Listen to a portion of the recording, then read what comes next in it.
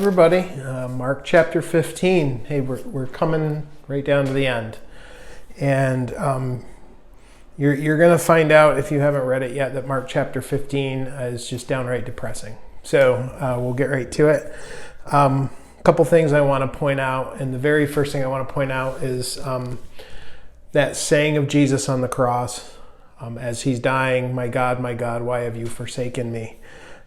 Jesus is actually quoting from scripture there, a psalm, but we have to recognize, I think it was Dietrich Bonhoeffer who talked about living in a world where God doesn't exist, and how so many times we will live in the world as if God doesn't exist.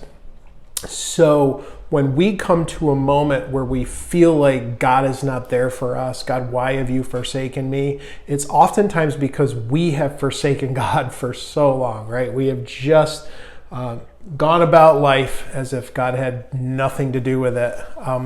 So it's almost like, what do we expect? But Jesus, who has done nothing but love, comes to this point in his life where he's on the cross and he's taken on the sins of the world, and the humanity of the Son of God, the humanity of Jesus is getting a taste of what it's like to feel that separation from God, and he does not like it, right?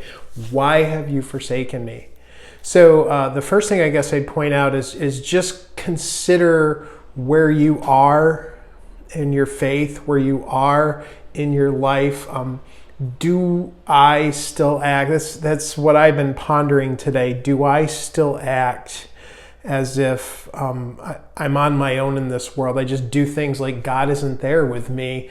What do I expect to happen if I continue to live that way, right? Am I going to be shocked when I suddenly feel alone? Like, in my sermon this week, when we talked about hungering and thirsting for righteousness, like, that's the life I want to live. Like, I just can't get enough of God. Like, I just hunger to have more of God. Like, that's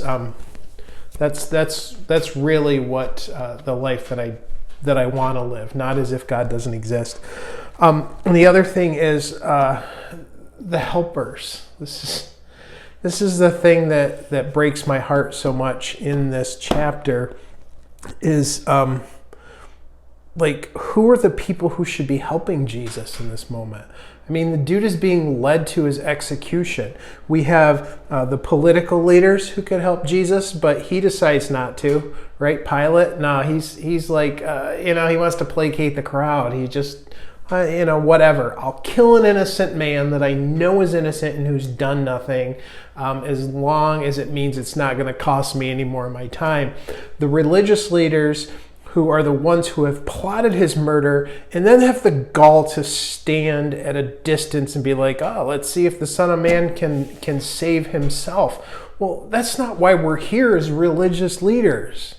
We're here to help people who can't help themselves, who have no one else to stand up for them, who have no one else to speak for them, and yet this is what they're choosing to do. There are crowds of people who are coming into Jerusalem, and they're coming in for a religious festival, and they're standing off the side, and the best they can do is give him some sour wine and be like, oh, let's see if Elijah comes down and saves him. Like, it's everybody else's, somebody else's responsibility, or they can't be bothered, or they're just there to be a clown, man. And it's so infuriating. His disciple, everyone has deserted him. Everyone's standing at a distance, and the people who are coming close suck. And it's awful. Be a helper.